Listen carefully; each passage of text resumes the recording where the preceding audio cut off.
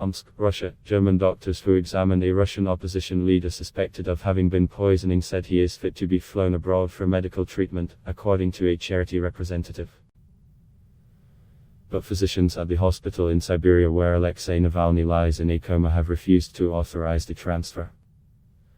Navalny, a 44-year-old politician and corruption investigator who is one of Russian President Vladimir Putin's fiercest critics, was admitted to an NICU in the Siberian city of Omsk on Thursday. His supporters believe he was poisoned and that the Kremlin is behind it.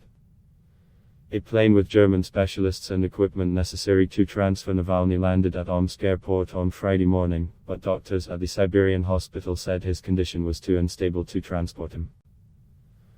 Navalny's supporters denounced that as a ploy by authorities to stall until any poison would no longer be traceable in his system. A senior doctor in Omsk said no poison had been found so far. The German doctors later examined Navalny and determined that he was fit to fly to Germany for treatment, according to a representative of the NGO that has organized the plane to bring him to Berlin.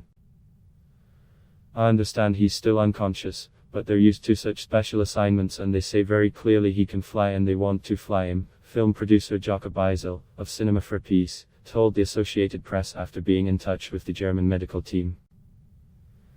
Kremlin spokesman Dmitry Peskov said he wasn't aware of any instructions to stop the transfer and that it was purely a medical decision. "It may pose a threat to his health," Peskov said. Navalny's wife told reporters that hospital staff and men she suspected were law enforcement agents didn't let her speak to the German specialists, who she said were brought into the facility in secrecy, through a back door. "I was forcibly kicked out in a rude manner," Yulia Navalnaya said, her voice shaking. "This is an appalling situation. They are not letting us take Alexei. We believe that clearly something is being hidden from us." She submitted a written request for a transfer on Friday to Putin. Later on Friday, the European Court of Human Rights said it was considering a request from Navalny's allies to urge the Russian government to let the politician be transferred. The move seemed largely aimed at exerting pressure on Russia. The most prominent member of Russia's opposition, Navalny campaigned to challenge Putin in the 2018 presidential election but was barred from running. Since then, he has been promoting opposition candidates in regional elections, challenging members of the ruling party, United Russia. His foundation for fighting corruption has been exposing graft among government officials, including some at the highest level. Last month, he had to shut the foundation after a financially devastating lawsuit from a businessman with close ties to the Kremlin. Navalny fell ill on a flight back to Moscow from Siberia on Thursday and was taken to the hospital after the plane made an emergency landing. His team made arrangements to transfer him to Charite, a clinic in Berlin that has a history of treating famous foreign leaders and dissidents, and insisted that the transfer is paramount to saving the politician's life. The ban on transferring Navalny is needed to stall and wait until the poison in his body can no longer be traced. Yet every hour of stalling creates a threat to his life, Navalny's spokesperson, Kira Yarmysh, tweeted.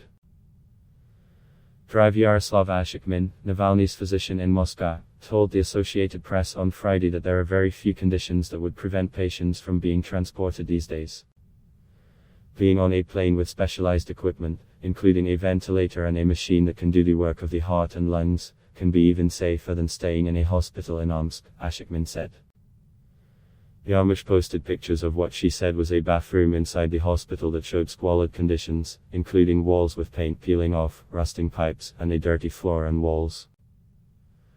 While his supporters and family members continue to insist that Navalny was poisoned, Omsk Hospital Deputy Chief Doctor, Anatoly Kalinichenko, said doctors don't believe the patient suffered from poisoning. Omsk news outlet OMSK published a video statement of the hospital's chief doctor, Alexander Murakovsky, saying that a metabolic disorder was the most likely diagnosis and that a drop in blood sugar may have caused Navalny to lose consciousness. Navalny will remain in Omsk until his condition stabilizes, Murakovsky said Friday evening after a meeting with German doctors. Western toxicology experts expressed doubts that a poisoning could have been ruled out so quickly. EU spokeswoman Nabila Masarali said Friday the 27-nation bloc expects a swift, independent, transparent investigation into what happened to Navalny. She added that the EU was urging Russian authorities to allow him to be transferred abroad. Like many other opposition politicians in Russia, Navalny has been frequently detained by law enforcement and harassed by pro-Kremlin groups. In 2017, he was attacked by several men who threw antiseptic in his face, damaging an eye. Last year, Navalny was rushed to a hospital from prison, where he was serving a sentence following an administrative arrest, with what his team said was suspected poisoning.